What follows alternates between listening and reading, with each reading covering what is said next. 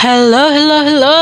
So for today's recipe, Pinoy food na naman tayo at i-infuse natin nito sa parang isang Italian recipe na ewan, basta.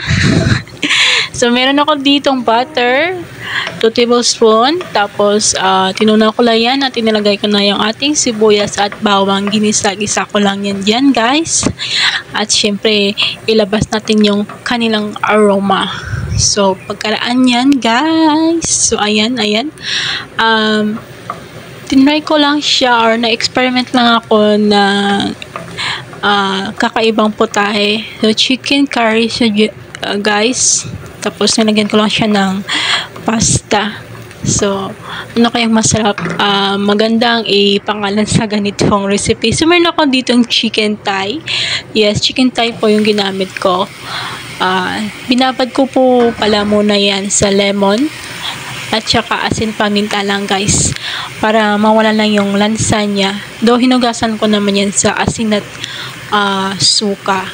Tapos sinugasan, tapos ay binabalan ko siya ng asin paminta at saka yung lemon. So, nilagay ko sa dyan guys at naglagay ako nito ng dahon ng laurel at buong paminta.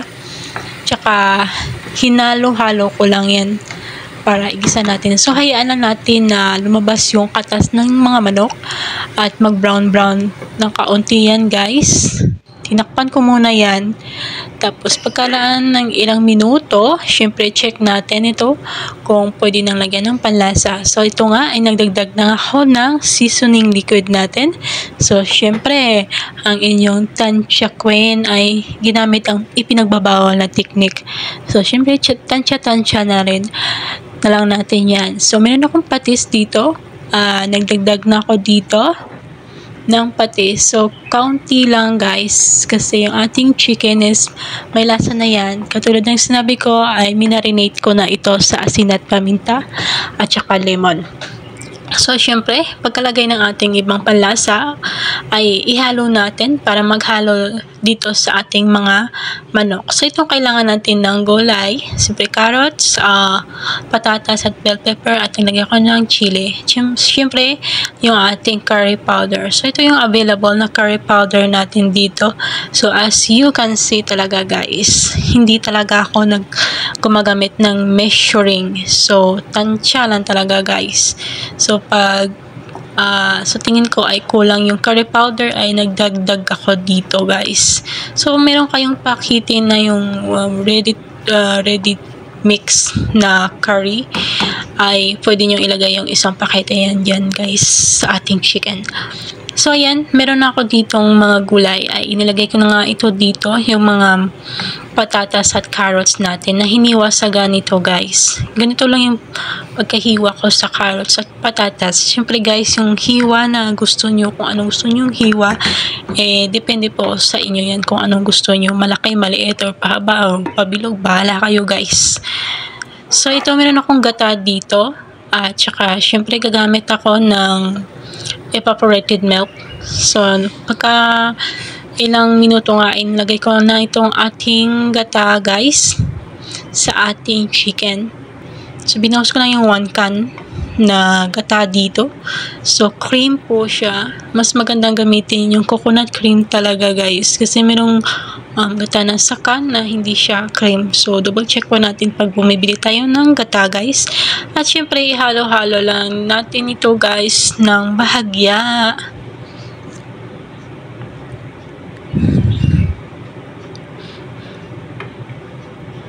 Para hindi siya masunog dun sa ilalim, guys. So, yan. Ganyan lang ako maghalo. Kasi medyo, yung gilid-gilid nga nito, guys, is medyo brown-brown na. So, ayan. Hinayaan ko lang ng kaunti. Yan dyan, guys, na open. Tapos, sinaraduhan ko din. So, ayan. Pagka ilang minuto ay chinek ko na ito nung kumulo na.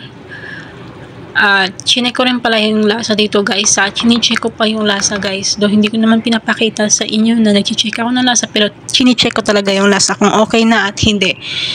So, ayan. Nilagay ko na nga dito yung ating evaporated milk. So, kalahati lang ng ganitong can. Maliit po siya guys na can. So, kalahati lang ang inilagay ko para hindi siya maraming sabaw. At saka meron akong bell pepper dito, ay inilagay ko na yan dito sa ating manok. Kasi yung ating patatas at carrots ay luto na yan guys. At ganoon na rin yung ating manok. So hinalo-halo ko lang yan dito at hinayaan ko na rin na maluto yung ating bell pepper guys. So yan, halo lang natin, hintayin na natin na maluto ulit yung idinagdag natin na gulay.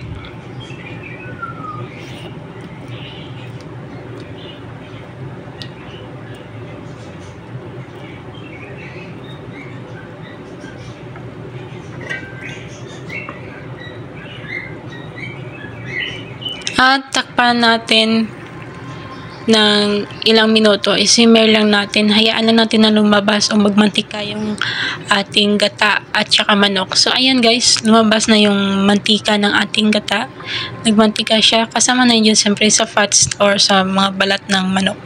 So ayan, hinalo ko lang ng kaunti guys, tapos nilagay ko na ito sa ating serving bowl. So ayan, luto ng ating chicken curry.